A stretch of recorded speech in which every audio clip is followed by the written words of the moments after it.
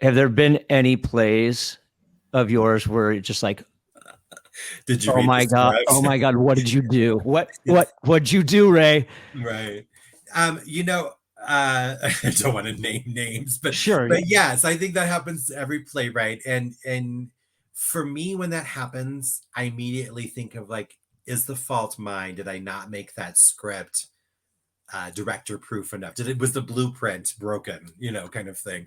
And so I, if it's not published, I'll go back to the script and kind of take a look. But sometimes, directors, designers, even actors take big risk, and sometimes they work really well, like in the case when Jill did Pensacola in the Backyard. But other times and it's hard because if you're there and they want to talk to you afterwards, it can be a very awkward conversation for everyone, for sure. But I mean, you have to be very diplomatic and polite Sure. about it because they just produced your play. But um, that has happened to me. That has happened to me where I've seen productions of my work and I'm like, oh, that Have went you wrong. So, yeah, have you ever pulled the rights and said, no, I can't let you do this anymore? No, but I did get censored, which was pretty interesting. You got censored. I got censored. So I wrote a play called Johnny Ramirez Really Wants to Kiss Me. It's one of my better known one act plays. It's about two young men in high school, and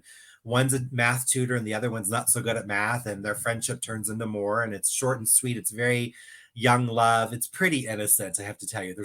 It's PG at most. And uh some students at a Catholic high school in Boston picked it to produce for their one act festival at their school.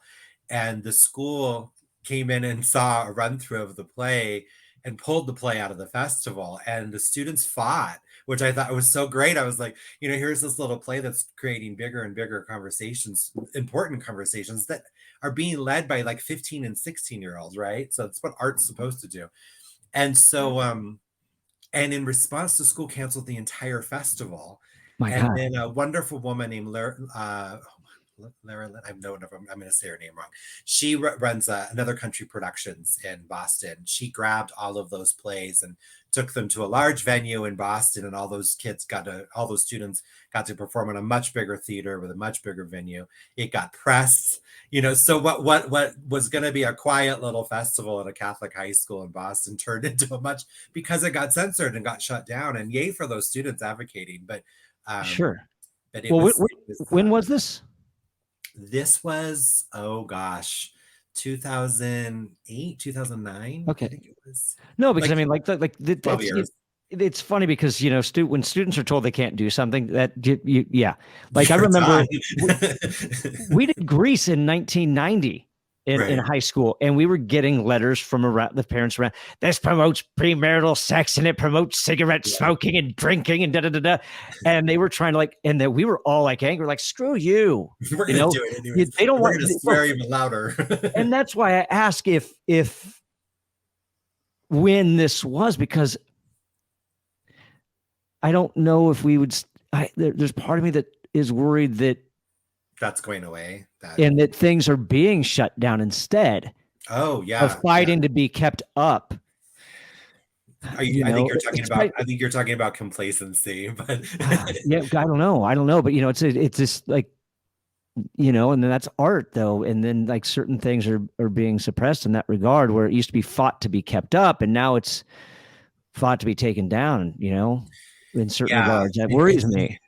And I know exactly what you're talking about, and what world are we writing in and what world are we writing for, I think is a constant question too. But I love that advocacy. I love that fight. I love that the fight to keep it up or the fight to take it down. Fight to keep it up. I think that I completely 100% agree. Yeah.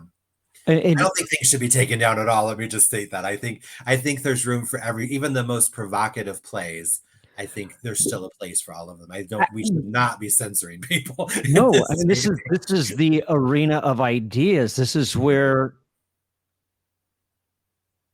advocacy starts, at least in a way. It makes people take a seat, sit back and reevaluate. No, this was an interesting thing. It makes people think. They're going home and having those conversations on the drive home, Otherwise, those conversations aren't going to start. Mm-hmm. So that kind of worries me in that regard, that's a direction we could possibly be going down. It's kind of the artist, though. It's up to us to make that noise, and so that we're invisibly present in those conversations on the ride home, at least through our work that's resonating. Yeah. Yeah. Welcome to our Clips channel, and thanks for watching. I hope you enjoyed that video. If you did, be sure to smash that like button and leave a comment down below while you're at it. If you'd like to be notified about future episodes featuring playwriting tips, be sure to click this channel button right here and subscribe there. If you want to see the full conversation of this episode, be sure to click the link right here. And if you'd like to see other playwriting tips from past episodes, be sure to click this link right here. And until we see each other again, and in the meantime, keep writing.